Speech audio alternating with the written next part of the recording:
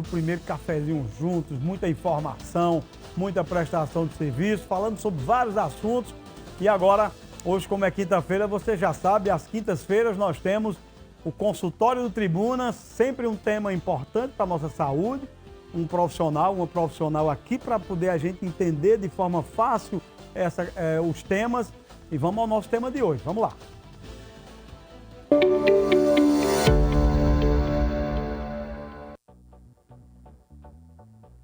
Olha, hoje nós vamos falar sobre uma doença dolorosa e silenciosa. Eu tenho amigos que sofrem com esse problema. É a gota. A gota, para algumas pessoas, é um nome estranho, né? Mas é um problema que acomete milhões de brasileiros e pode levar a um processo de invalidez ao longo do tempo. Sobre esse assunto, eu recebo aqui no programa ao vivo, nesta quinta-feira, a reumatologista, doutora Ana Carolina. Bom dia, doutora. Muito obrigado por estar aqui logo cedo. Prazer é meu, Nilvan. Bom dia a todo mundo que está assistindo a gente, né, nessa manhã de quinta-feira.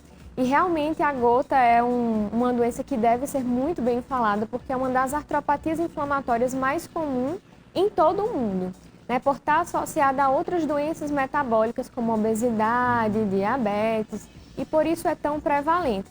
E a gente vai falar de gota, mas não é gota de chuva não, porque choveu muito aí nos últimos dias. Doutora, só uma questão. Qual é a causa da gota?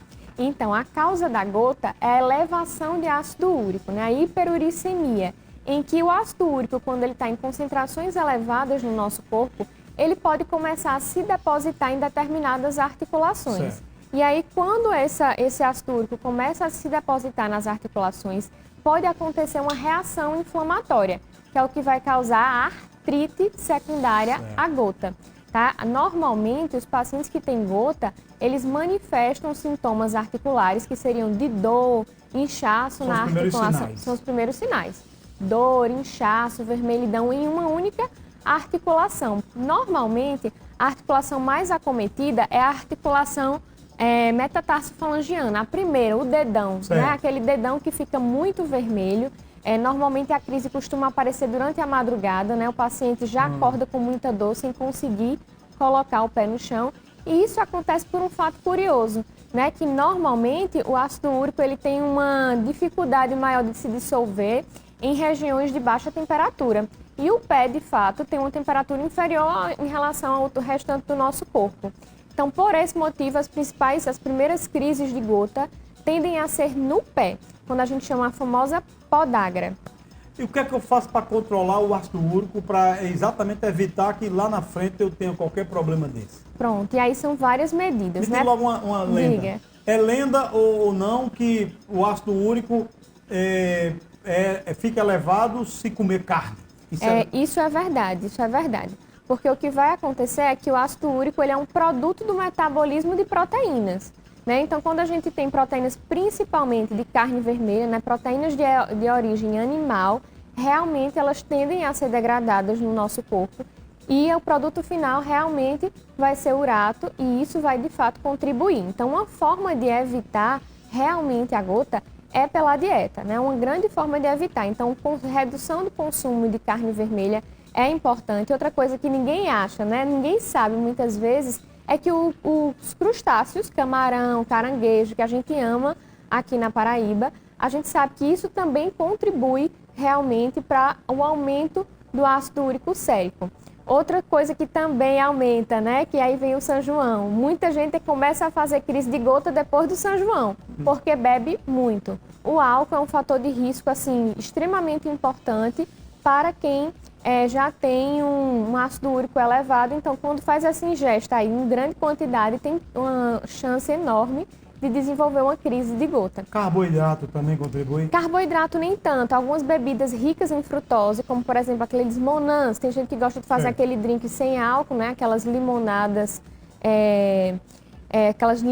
italianas, e normalmente se coloca uma grande quantidade de frutose. Então isso aí também pode colaborar, mas carboidratos em geral não gera esse problema. Eu tenho um amigo que tinha uma bola aqui no cotovelo. Sim. E já era, eu acho que um processo muito avançado de gota. Sim. Isso já é o extremo do problema, já? Isso, o extremo do problema seria a formação dos tofos. né? Os tofos realmente são essas nodulações em que são depositados dentro deles os cristais de ácido úrico. Foi inclusive assim que a gente teve a descoberta, né, que de fato ali possuía cristais de ácido úrico, porque um médico há muitos anos atrás, né, no século XVII mais ou menos, ele desenvolveu um tofo, não foi na região do cotovelo, foi na orelha.